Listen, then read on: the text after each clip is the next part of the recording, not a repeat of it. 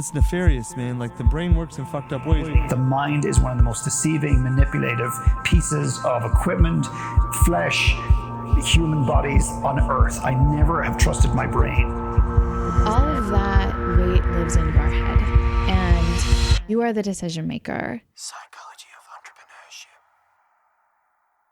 Entrepreneurship. Hi, it's Ronsley. If this is your first volume, welcome. This is a weekly series where I go inside the mind of an entrepreneur, artist, athlete, academic to decipher what is the psychology of our decisions. Today, I feel like first talking about how much I struggle to put my voice out for someone to listen. I suppose it starts with how much I don't like hearing my own recorded voice, because when I'm talking, it sounds fine. And then for the longest time, I told myself a variety of these things. Everyone hates the sound of their voice. If I practice listening to my voice, it'll get better. What if I'm making this a bigger deal than it actually is? Get over this dumb first world problem, Ronsley. You've made this all up. So here's the deal. This is the psychology of entrepreneurship. So I can say some of the stuff here. The mind is one of the most deceiving, manipulative pieces of equipment, flesh. Oh, wait. We've heard that line before. So while my mind made up all these lovely lines to keep me distracted, I realized that this was deeper. This was about me not liking myself, my voice, my body, my thoughts, my fill in the blank. And today that changes. I'm making a vow to myself publicly to do whatever it takes to love myself, even if right now I intellectually might not know exactly what that means. However, I intend to work every day to find that out. Love Yourself Like Your Life Depends on It by Kamal Ravikant. It was recommended to me by a longtime listener of this show and serial entrepreneur and mother, Trivinia Barber. For all you listening, I recommend you take 4 hours out of your life and consume that book. Anyway, that's that. I'm not sure if you remember this, but this is Dr. Douglas Brackman in Volume 6, who is the leading psychologist to some of the most successful and driven entrepreneurs, pro athletes, executives, and top performers on the planet. Is we often don't feel the reward because we're on to the next thing and on to the next thing and on to the next thing. But as we drop out of that intense state of hyper-focus and you come back, there's an opportunity for driven people to really have a different way of being in the world. And I backed into this with guns and started to pair up. Longtime meditation practitioner, and meditation is very misunderstood. Most driven people hate it as it's taught, whether it's an app that you're supposed to listen to and watch, makes us want to break things, or closing your eyes if you're driven. I don't know about you, but I never thought meditating could be any different than starting with finding a comfortable place and closing my eyes. Which brings me to my next guest. If you want different, Mark Fisher is different. I traveled back to the heart of New York City, took the lift up the building to Mark's apartment, which overlooks the city of New York in Manhattan. This entrepreneur/creator is so unique, but more importantly, Inc. 500 had his company on the fastest growing list in 2015. And that is no surprise. Because today we go inside the mind of a person that has taken their unique talents and gifts and has built a commercial structure around it, a very successful one. But before all that, what I really wanted to know from Mark was, when he goes to a family barbecue, what does he say when someone asks him what he does? I usually will say, well, I do a couple of things. As usual, how I'll start.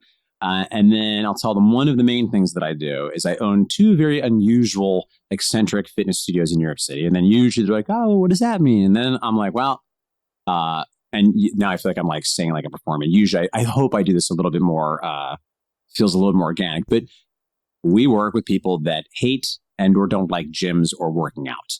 So because of that, and because I was a Broadway actor for many years, or not on Broadway, I say in the vicinity of Broadway, never on Broadway, I wanted to provide a high quality fitness service for people that don't identify as fitness people. So to that end, we don't call our members clients, we call them ninjas.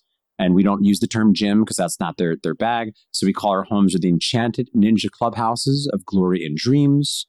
And the mascot is the unicorn, and the space is very colorful, and it is a very unusual place. So we've seemed to found this particular niche in the city dealing with artsy people that know that they need to find a good fitness solution and just find that gyms make them feel crappy and sad and unhappy. And and I wanted them to have a happy place where they could have a relationship with their body and also do what the evidence, what science tells us are best practices for getting great long-term and short-term outcomes for their body. Welcome back to Breakfast Television here on City TV. The trend continues in my 25-year broadcast career. Every single year I've had the chance to say, New Year, New You.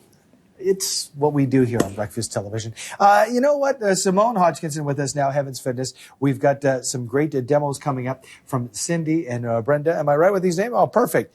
We're going to focus on a couple of things here because we could talk all day. We could. Because this is it seems like every second person wants to get in shape or, keep that fitness up. You find you're so busy this time of the year, but I guess the key is not to just be busy for the first 10 days of 2019, but to stretch it out. I'm Suzanne Cardenas with a look at the 2020 fitness trends and tips to make your workout stick. Good morning to you. Good morning. Happy New Year. Happy New Year. New year, new resolution, new gym.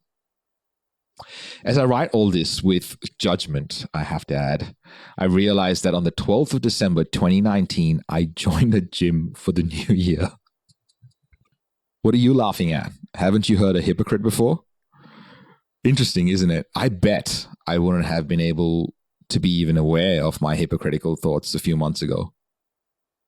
I suppose now is a good time to ask Mark, what is a question that we are not asking ourselves? This is very bold, and I don't mean like drop this on there, but I think it's probably death. Like it's probably just like we're not cognizant of the fact that we are not long for this world, right? And I think most people, would be better if they had a more daily awareness that they are a ghost wearing a meat suit flying on a rock in outer space.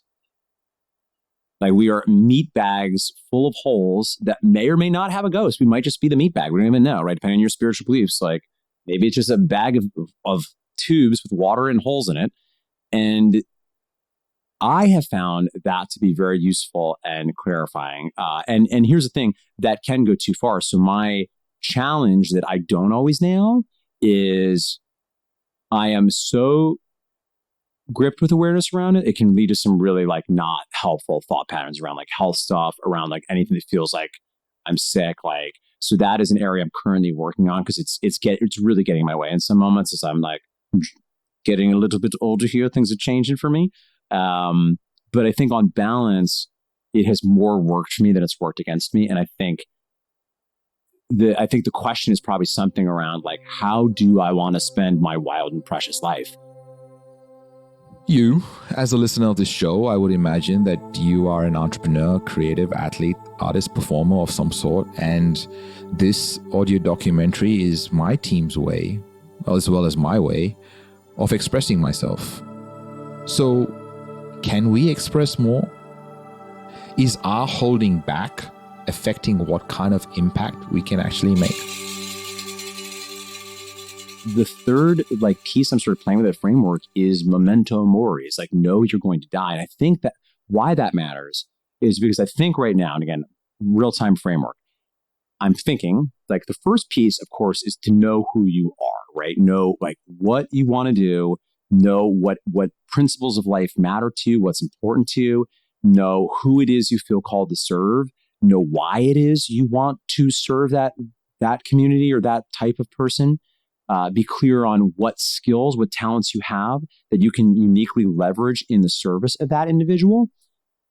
And then I think the other thing to be thoughtful about is the second piece is to know that like it will be a lonely road in some moments, that you're designed to look at the social environment around you and pick up cues that the, what is it saying? The tall poppy gets cut, like, just human nature. Like on the one hand, we all want to feel special, but the tension is we also don't want to feel like an outsider. And that is challenging because you can't, embrace what is unique about you without othering yourself to some extent. And I think that weirdly, when you look at the perspective of how deeply you want to serve people and how brief your time is on this planet, I suspect that there's nobody on their deathbed that ever is like feeling like, I wish I wouldn't have expressed so much of myself. I wish I wouldn't have been so forthright about who I am. Which reminds me of UJ Ramdas in the previous volume. So we've all had the experience of getting something external, right? Having it and feeling a little shitty. Like, fuck. Like, oh, I don't want that.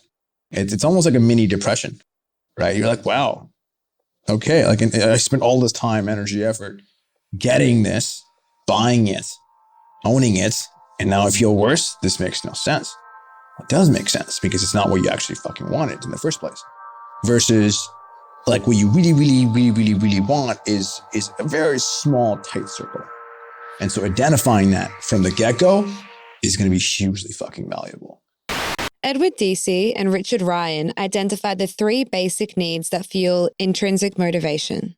The first being competence, which is the ability to control the outcome of an activity and experience mastery of that task.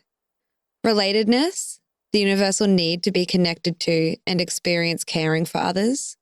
And autonomy, the desire to be an independent agent in your own life.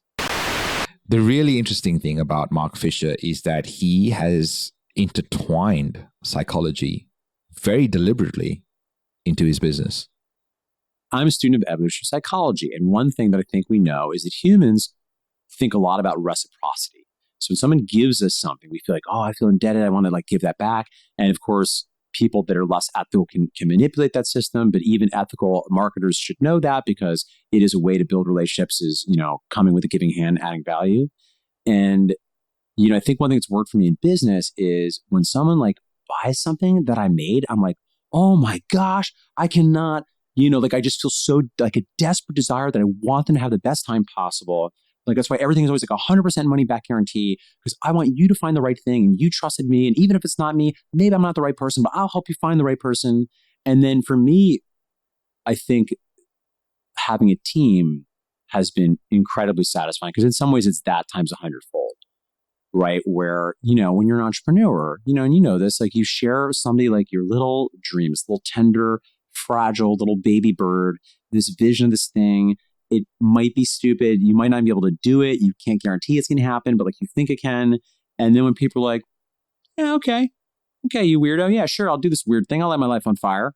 Particularly in the beginning of MFF where people really, did some wild things, really lit their life on fire in this weird idea that we had.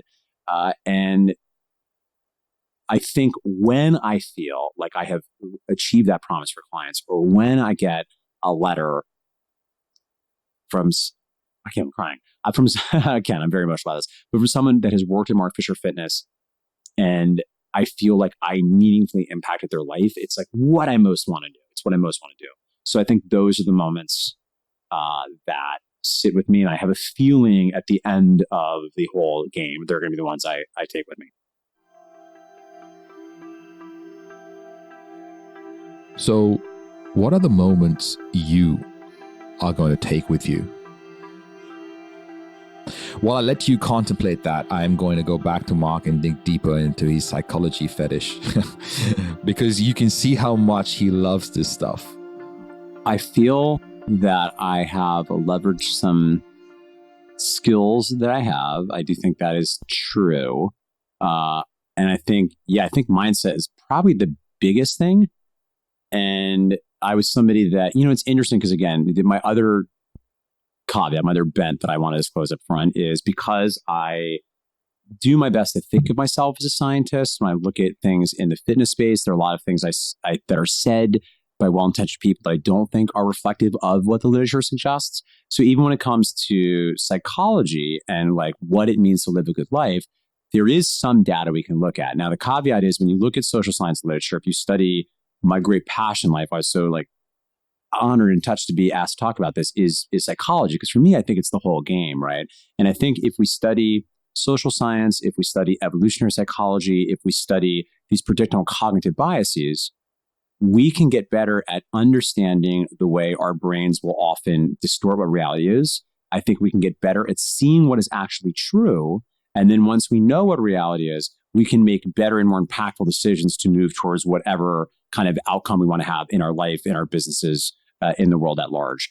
Now, in my 20s, I spent a lot of time actually reading a lot of self-help, a lot of stuff that probably falls in the category of new age stuff. I thought a lot of it was useful. In my mid-20s, actually, I was almost going back to school to get a graduate degree in comparative religion because I wanted to study to potentially become a psychologist. I wanted to get some sort of doctorate in social work. Wound up getting another production of Cats, the musical. I kid you not, that's what happened. I was like, well, I can't go back to school now. I'm going to get to do Cats again. But it's fair to say, even that time, I was like an amateur student of philosophy, an amateur student of religion. And then I think throughout my 20s, I got more and more interested in psychology. And then what's interesting, because when you get into business, there is a school of thought I find that is interesting, that like a lot of the best literature is sort of this like socially acceptable way for men in Western society to get to discuss spirituality. And that's like a weird comment, but I think a lot of the things that have spoken to me most, I think a great example is probably a lot of people listening to this have heard of the book E-Myth. If not, they want to get in the business. That's one I recommend. And for me, I think what was so useful about that was number one, it's if you're going to read like the first book when you're like, I think I might like to have a business. It'll save you a lot of grief if you start with that one. So I feel very lucky that I had some mentors recommend that to me early on. When we come back. So self-determination theory is one psychological framework that we've used at Mark Fisher Fitness. Autonomy often, unfortunately, can be thought to be the same thing as permissiveness, and that is like not true. One of the things that's challenging is whenever we do things, it's always multifactorial. After the break, building a business as a true expression of yourself and how to use psychological frameworks to embed them into your business.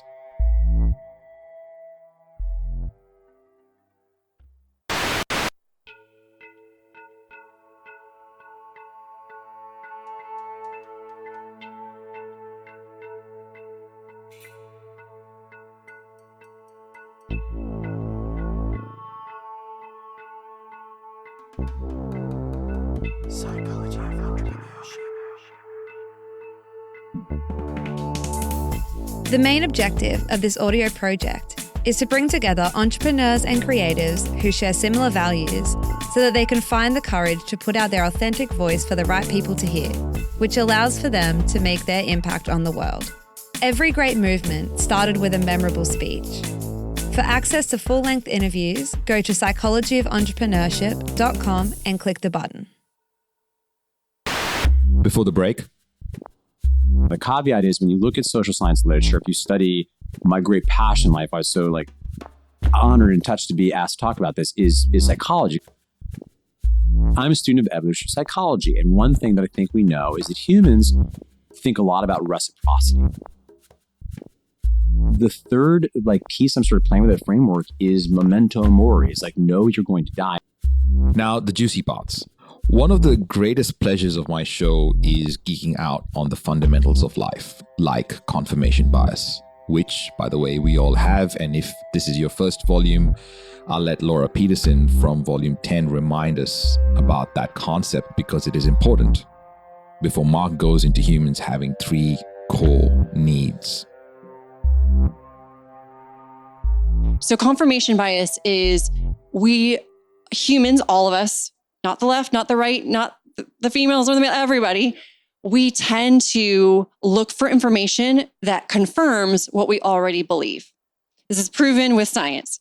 So My father is very conservative politically. And so if we watch the exact same news conference, he will say, did you see how XYZ reinforces what I already believe? And I myself am independent. I don't like either side, but I'm very much not extreme right. So I'll say, but what about ABC? I saw those things that reinforce my belief. And so we can literally have the exact same experience and take it completely different ways. And that's because of confirmation bias. So self-determination theory is one psychological framework that we've used at Mark Fisher Fitness. And it basically posits that humans have three core human needs. And there are all sorts of different frameworks. I've read a lot of other ones, but the one we tend to go back to is this one, which it's social science literature. Is it empirical? Is it not? I'm not sure. But as far as like evidence for social science stuff goes, it's pretty strong. And the three core human needs are autonomy. We want to feel like we have some control. We want to feel like we're not having to do things. We have some agency. Number two, competency. We want to feel like we know what we're doing. We want to feel like we're progressing. And particularly, we fear looking stupid. And lastly, relatedness, with a very fancy academic term, which means for belonging. I want to be part of a community. I want the feeling of genuinely caring for someone else and a feeling that people care about me. And at Mark Fisher Fitness, I think because we had read a lot of books, So I think it wasn't like I would be lying to you if I said I was intentional from day one about like, oh, let's put these like things in. I was reading about this stuff. So I think, again, it sort of washed my brain, seeped in. And then after being around for a few years, because we attracted some attention and particularly some friends that like are in the hardcore psychology world are like, wait, what are you all doing? And it was really amazing because they came over and helped us reverse engineer how we were using some of these things, which seem to be best practices for behavior change, right? That one thing about autonomy sounds super interesting. Tell me more. What does that look like in MFF land? So the first one, autonomy, what that looks like in practice is looking for every opportunity to allow the individual to choose and take part in the process, whether that be an A/B close at the end of a sales process, whether that letting them choose which approach to nutrition they want to take, letting them, I think customer feedback actually is important culturally. One way that people have autonomy is if they give the business suggestions and the business takes action to close the loops. I think you're showing them you have agency. You have what you do, what you want can impact and affect the environment, right? I would also note another thing that two distinctions about autonomy that are important to understand. Autonomy often, unfortunately, can be thought to be the same thing as permissiveness, and that is like not true. So I often like joke like autonomy at MFF is not like, hey ninjas, there's weights over there. Go and do whatever you want. Go do your thing, right? Like that's actually like not helpful. You need to provide some guidance. So that I think is one distinction that is often missed about autonomy. And secondly, and I think actually a takeaway here is for people that manage people and hire people, in the beginning of the experience, because of their desire for competence, you want to not give them too much of a giant playground to play in because people want to get it right. So when you're onboarding a new team member or you're onboarding a new ninja, they have this other need of competence. They don't want to feel stupid. So in the beginning, you actually, I think, generally will be best being a little bit more directive and allowing them to slowly increase that playground, because if they've got too much freedom, too much autonomy, they can't find the walls, right? There's no tactile feedback. So that's autonomy. That's what that looks like in MFF land. Everything we do or don't do comes from our motivations. Our motivations come from our previous experiences, our current environment, and most importantly, our internal perspective of the world. Well, maybe. That's my version at least. Mark? One of the things that's challenging is whenever we do things, it's always multifactorial. There's always multiple motivations, and there are some motivations that are more or less useful, right? So if we get very nerdy and we look at behavior change psychology, these days we look at, and we won't go into nerdy detail about this, but there seem to be psychologists often break into 6 different strata of motivation. You move from a completely extrinsic to totally intrinsic. And what that means is sometimes we're doing stuff because we want other people to like us or give us things or whatever, or we're afraid of other people. And then sometimes we're doing stuff because we feel this is intrinsically we doing it because we actually like it. Sometimes we do it because you're like, oh, well, I think I'm this kind of person. And I know that a person like me does this. So therefore, I'm going to do this thing. And I have a core desire to be consistent. And you're right. It really cuts both ways, because my desire to be a servant to people is also reflected in the fact that, like, yeah, I've definitely struggled with being a people pleaser. I struggle to this day. If someone is upset with me about something or thinks like if somebody has like a bad experience, like at MFF, which, again, we served a lot of people, like, and we're not perfect. Like sometimes like we messed up a thing or the credit card went through or it's just not the right fit. It took me years for that not to ruin me for like a week. And it was a tough thing because I intellectually understand that's not helpful. It's not helpful to ruminate about this, but I would just get like in these spirals. And, I think the longer I've been at the game, I think the better I've gotten at being a little more stoic about that, about realizing sometimes it's going to happen. My business partner had worked the Four Seasons for many years. And like a certain point, I think like 3 years in, he was like, dude, I worked the Four Seasons. It's the greatest customer service hospitality brand maybe in the world. And all I did all day long was like apologize to people for stuff that got messed up. And I think, part of the issue there, the other thing showing up there is like a perfectionist desire, right? Which is interesting in my work. I feel like I've often been successful. I've often avoided the desire to be a perfectionist with my work, but with people, I really still struggle with it sometimes. Data from the Cornell National Social Survey shows that out of 439 full-time employees that aren't self-employed, 42% withhold information when they have nothing to gain or something to lose.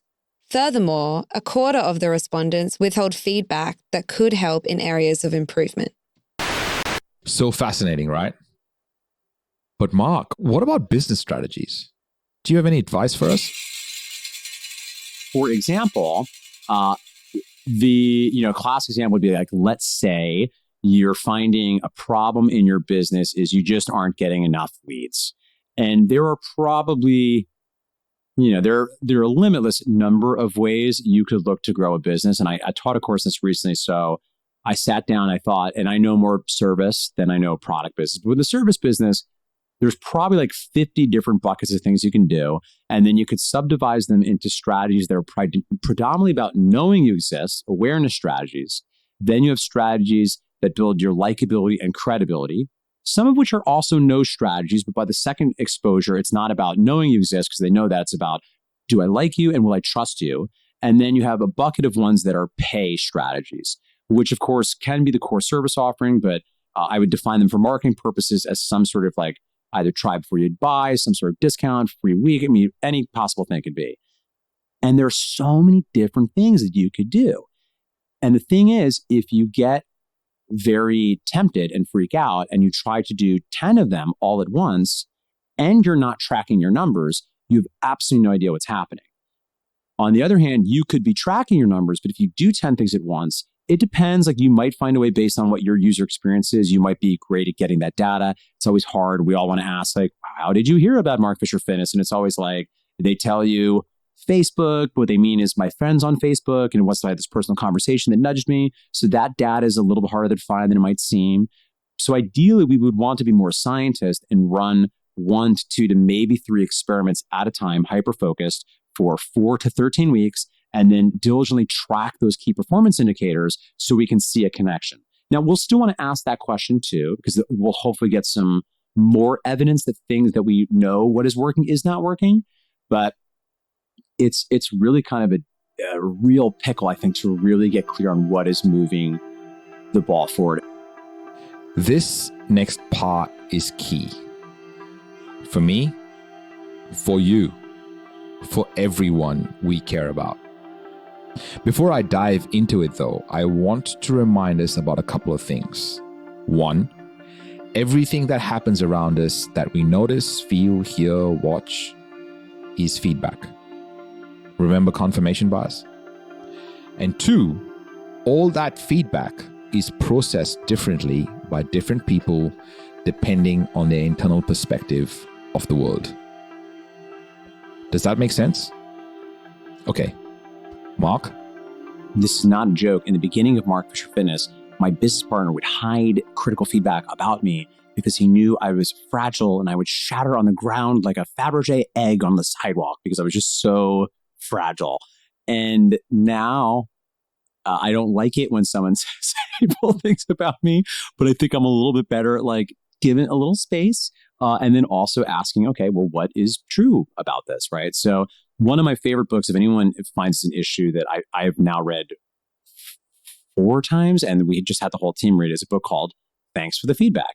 And the book is amazing because the point they make is there are a lot of books about giving feedback, but weirdly, we always think the problem is the person we're giving feedback to is not listening. And they're like, well, let's talk about how we receive feedback.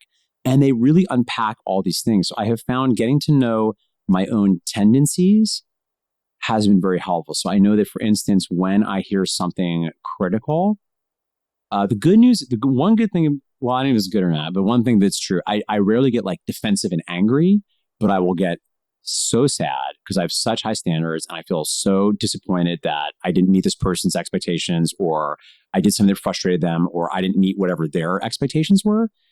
And what I've learned to understand is that is okay. And also I should probably wait a hot second before making any decisions, because I think a challenge organizations can have, and MFF has been guilty of this, is I think until very recently, spent a lot of time solving problems that we didn't really have.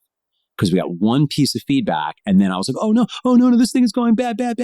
And Seth Godin, the marketing expert, said the coolest thing I think I've ever heard about this is so cool. He said that it's easy to confuse volume and proximity for accuracy. It is easy to confuse the person at the front desk that is exploding and slamming their fist on the ground. They're right there and they're so loud with accuracy. It doesn't mean that person's perspective is true, right? So, because feedback is just data, right? And the more we can be, Charlie Munger always says, we have a moral obligation to be rational. The more we can think clearly and take in the data, but not be reactive, the better off we'll be. The flip side of that, this thing that can be scary, is sometimes you might have, let's say at MFF, we might have one ninja, and no one's going to do MFF. The ninjas are great. So if ninjas are listening, none of you are doing this, but they're slamming their fists on the ground. They're telling us what we could be doing better. But sometimes then you've got the same day 3 to 4 different ninjas that thoughtfully, kindly make a offhand comment about something that kind of weird is going on right now. And they maybe make it even to 2 or 3 different team members who don't think anything of it because they're not in their face. There's not volume. There's not proximity. They're not so close to you, but there is accuracy. So I think the other thing that is important skill to develop is creating, particularly in a business, systems to aggregate the feedback. Feedback is important, and processing that feedback is even more important. And the next time you get feedback, I would like you to consider that there are always 2 elements to the feedback loop, because feedback is often like a story and you don't know what it means. So at MFF, a recurrent piece of feedback since 2012, I kid you not, has been the magic is gone. The magic is gone. I suspect it's because Mark's sitting on his throne of gold, counting his $100 bills, but the magic is gone and you have all betrayed all of us. I'm exaggerating. No one has said quite those words, but the phrase "the magic is gone" we'd hear a lot. And as you'd imagine, it bummed me out. It made me really sad. And the thing is, now I think I do a better job of, like, first of all, I let myself be a little sad because it would be weird if I didn't care. And then start to unpack, okay, well, what are the behaviors? What is making them feel like the magic is gone? Is it that, was the coach tired that day? Maybe they weren't speaking with their usual vocal energy and they weren't talking quite as much. Maybe somebody at the front desk seemed frazzled when they came in and came out. That's why whenever possible, as you can tell, it's stuff like I think a lot about. Anonymous feedback is great because you'll get stuff that's more candid you might not otherwise get. But if it's anonymous, the challenge is sometimes it's so general, I'm not sure what the behavior is. I'm not sure what to do about that. So yeah, those are, I think, hopefully some useful takeaway thoughts on the feedback stuff. Psychology of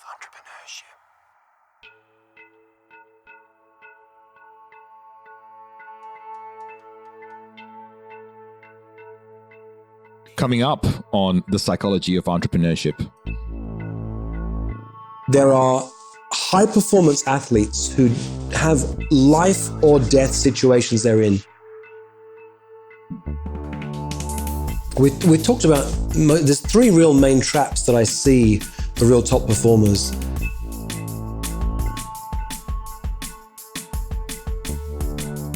Yeah, one of the most common things I hear from the high performers I work with is this phrase: I don't feel lonely, but I feel very alone.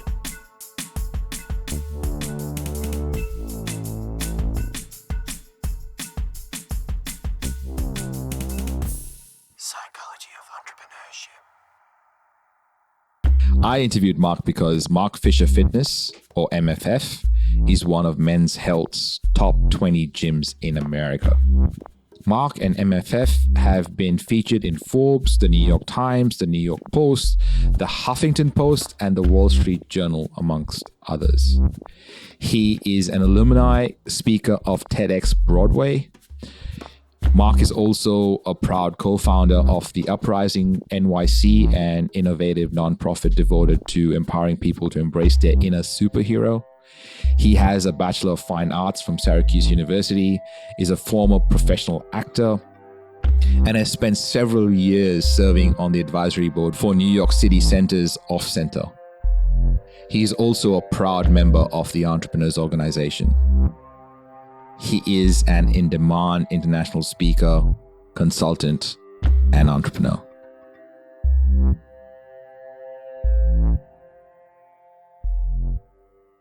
Psychology of Entrepreneurship. This is a Must Amplify production. Special thanks to every guest expert that has appeared on the show. Editing and sound design by Kelly Bonnyman and Tiago Vega. Voiceovers by Kelly Bonnyman. Guest research and content by Claire Gould and Corinne Castles. Project managed by Shannon Morrison. Produced and hosted by me, Ronsley Vaz. For more episodes and where to listen, go to mustamplify.com/POE. Hey, it's Kaylee from Must Amplify. I'm the sound engineer for this volume of Psychology of Entrepreneurship. I'm part of the team that made this production come alive. I work as a part of a global team with our studios based in West End, Brisbane, Australia. If you would like a podcasting checklist, email me at kaylee@amplifyagency.media. That's KAILI@amplifyagency.media. We specialize in finding your voice and making sure it's heard by the right people. If you are considering whether a podcast is a good idea for your business, check out our other show on shouldistartapodcast.com. Are you still listening? Here's a little gift to you for sticking around. Edward Deci and Richard Ryan identified the 3 basic needs that fuel intrinsic motivation. Intrinsic motivation. What are you laughing at? Haven't you... what are you laughing at? Haven't you ever heard a hypocrite before? What are you laughing at? Haven't you heard of a... What are you laughing at? Haven't you heard... A quarter of the respondents withhold feedback that could help in areas of improvement. I'm going to say that one more time. Intrinsic motivation. Intrinsic motivation. Intrinsic motivation. Sorry, Thiago.